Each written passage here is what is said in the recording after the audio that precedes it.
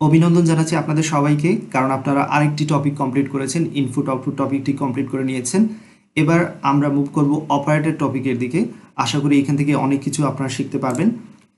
Introduction to programming টপিকটা complete করার পর আপনারা মুভ করেছিলেন ইনপুট আউটপুটে, এবং এইখান থেকে আপনারা অনেক কিছু শিখে নিয়েছেন। আশা করি আপনারা শিখে নিয়েছেন একটি প্রোগ্রাম কীভাবে তৈরি করতে হয়, কমেন্ট কীভাবে ব্যবহার করতে হয়, স্কেপ সিকোয়েন্স কী সেটার ব্যবহার আপনারা দেখেছেন, আপনার কিওয়ার্ড, ভেরিয়েবল, ডেটা টাইপ এগুলো সম্পর্কে জেনেছেন, আপনারা স্ক্যানএফের ব্যবহার দেখেছেন।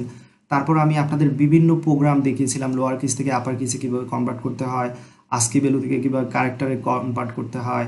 তারপর আপনারা দেখেছিলেন ডেসিমেল থেকে অক্টাল, অক্টাল থেকে ডেসিমেল, অর্থাৎ নাম্বার কনভার্সনের উপর অনেকগুলো প্রোগ্রাম আপনারা দেখেছেন। তো এই ছিল ইনপুট আউটপুট টপিক।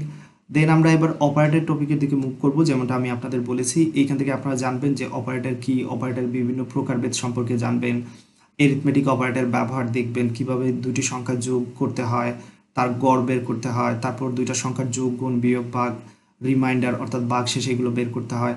তারপর এখান থেকে আমি ক্ষেত্রফল নির্ণয়ের জন্য কিছু প্রোগ্রাম আপনাদের দেখাবো। ত্রিভুজের ক্ষেত্রফল কীভাবে বের করতে হয়, আয়তক্ষেত্রের ক্ষেত্রফল কীভাবে বের করতে হয়, এবং এইখান থেকে ক্ষেত্রফল রিলেটেড আরেকটা প্রোগ্রাম আমি দেখাবো, সেটা হচ্ছে বৃত্তের ক্ষেত্রফল কীভাবে বের করতে হয়।